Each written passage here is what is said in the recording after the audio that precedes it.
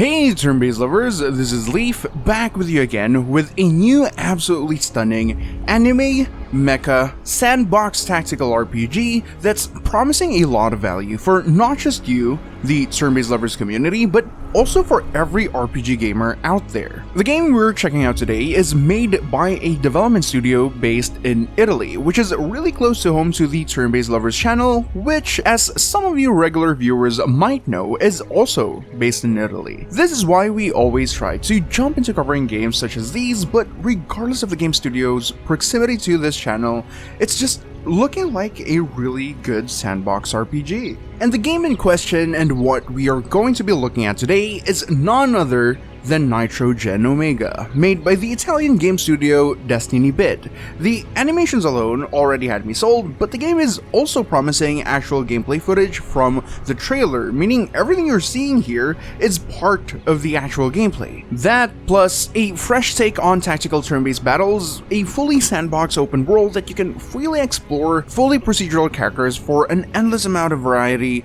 a character relationship system that lets your pilots form bonds with each other, as well as these life sim activities for your pilots to do on their downtime. So, will Nitro Gen Omega be your next sandbox RPG time sinker? Let's find out. First of all, let's go over Nitro Gen Omega's vast open world and open world exploration. This game's map is big, and you'll be exploring the overworld primarily through your flying ship. You'll discover a bunch of different biomes in this world. Tropical islands, sand dunes, and concrete wastelands are a few examples, but despite its vibrant and colorful art style, the game insinuates early on that this world is actually of a dystopian wasteland, a mere remnant of the civilization that once was.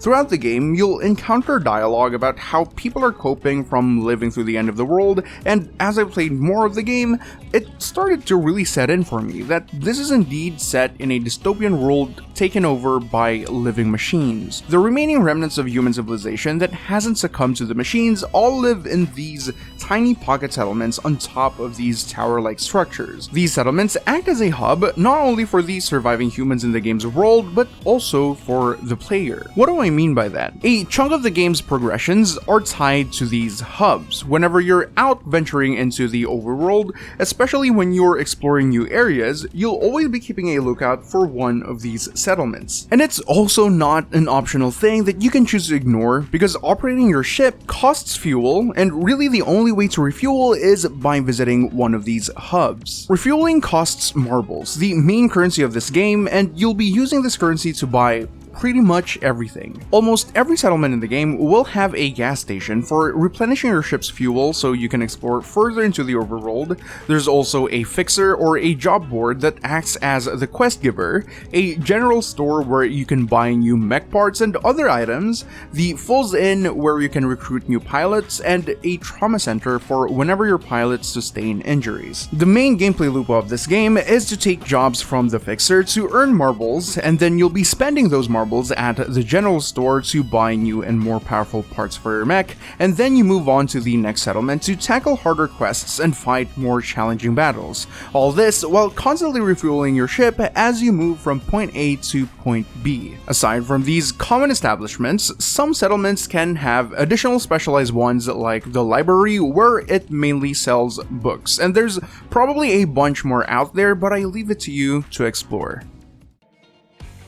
This is probably the main selling point of this game, its timeline-based cinematic battles. Nitro Gen Omega isn't your run-of-the-mill turn-based RPG. It's a game that employs a clever gameplay mechanic together with beautifully animated sequences to create this fresh and satisfying turn-based combat. To fully understand how this works, first let's talk about the pilots and the mecha. The mech you'll be playing with consists of 6 distinct parts: the heart, shoulders, legs, arms, core, and the chest. Each part enables a mech to use specific skills in battle, and this is why obtaining new parts from the general store is such an important aspect of this game, because better parts will offer better combat capabilities and will open up more options when you're fighting against harder groups of enemies. Now, you'll only be piloting a single mech throughout your adventure, but the mech will be operated by 4 pilots, and this is why the game allows you to recruit a cast of pilots to form your team with. with. And each pilot has their own specific role to play.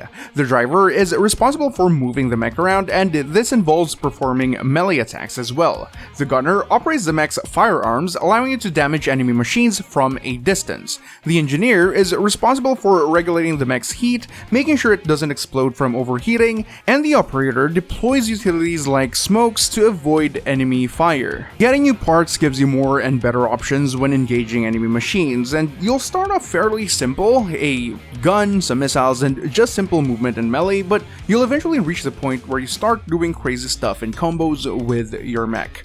With that out of the way, how does combat in this game actually work?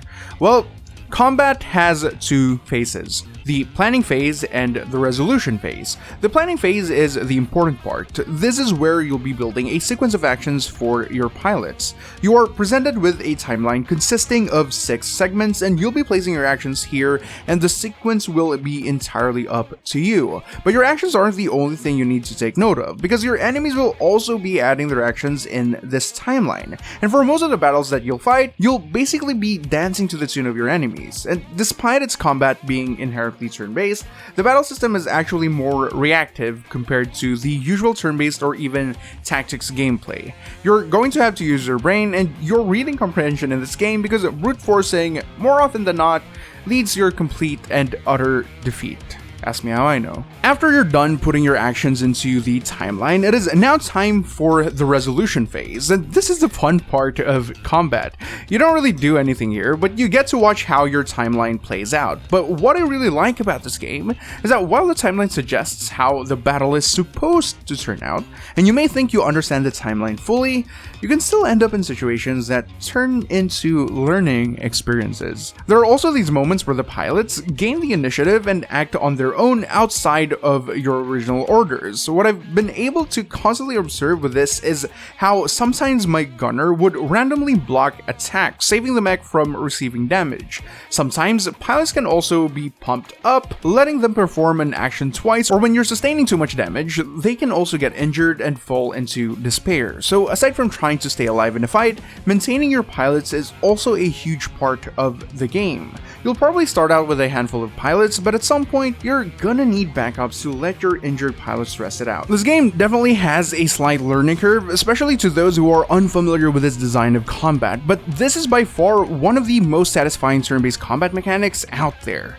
It isn't perfect by any metric, and there are a lot of improvements that can be made, but I can already see this as a start of something really special. I definitely want to see more of these types of games, and I'm also hoping that Destiny Bit would lean towards expanding this concept even more, because there are only a handful of games that even try to tackle this design, and the gaming community can only gain something positive from having more of these kinds of games. There is a buffer in between fighting machines and traveling to settlements. This is when you'll be fiddling around your ship, either to repair or upgrade your mech, or to have your pilots interact with each other through leisure activities to boost their camaraderie. Now, you can either have them perform activities that help boost two pilots' friendship, or sour the relationship to create rivalries. These bonds are important because they open up options for you during combat. You can also recruit more pilots through the Fools Inn, and even dismiss the ones you don't favor. But the game also has this salary mechanic where each pilot, depending on their capabilities, has a set amount of salary that needs to be paid whenever a certain amount of time has passed. Having way too many characters may result into your party going broke, not being able to pay your pilots' salaries, forcing them to have no choice but to leave your party. So pilot management is essential to this game, and increasing a pilot's abilities will unlock additional buffs, benefits, and initiative actions that they can do while out battling on the field. Your mech also has a substantial amount of customization options. For one, as I talked about earlier, each individual part dictates the actions and abilities that the mech can perform, but different parts also change the mech's visuals, and I'm a huge sucker for these visual progression systems in video games. You can also change the colors of your mech, but you're going to have to look for and buy paint buckets in order to actually change your mech's color scheme. There's probably even more customization and life sim options that you can do in the game that I haven't seen yet. Like, I'm pretty sure there is a cooking mechanic somewhere, but I just haven't found a way to actually make it happen. It's probably an item that I need to buy before I can start cooking, because like the video games and the reading activities in this game, when you do them on the ship, you first need to buy games or books if you want to actually make use of those activities. So it's probably a case of an item that I have to buy somewhere. I have only been scratching the surface of this game, and there's still a whole lot of things to learn and discover, and I am eager to continue my adventures in this game, hoping to see more of what it has to offer. With a huge open world to explore, sandbox mechanics to lose track of time into, and a unique combat system that not only reinforces strategy, but also delivers spectacular battles, Nitro Gen Omega is Destiny Bit's step forward into the tactical RPG genre, delivering a fresh, new alternative to fans of RPGs that are looking for something new and something different from factory-made turn-based RPGs that we've grown quite accustomed to. And it's been a while since I've actually had to learn a game's mechanics, and it's kind of a pretty refreshing experience if I do say so myself. While this may probably not be the end-all be-all of sandbox RPGs, Nitro Gen Omega brings a lot of value to the table, especially with the support and backing of the RPG gaming community. If you want to see more games like these, try this game out for yourself. And if you're pensive about investing a decent amount of money to pick this game up, they also have a playable demo that you can try completely for free right on Steam. Just head on over to their Steam page to add the demo to your library. And as always, we're curious of what you think about this game. Have you played it yourself? Be sure to let us know your thoughts down in the comments. And remember to hit like, subscribe for new around here, and remember to follow Turn-Based Lovers for everything turn-based. This has been Leaf, and I'll see you guys on the next one.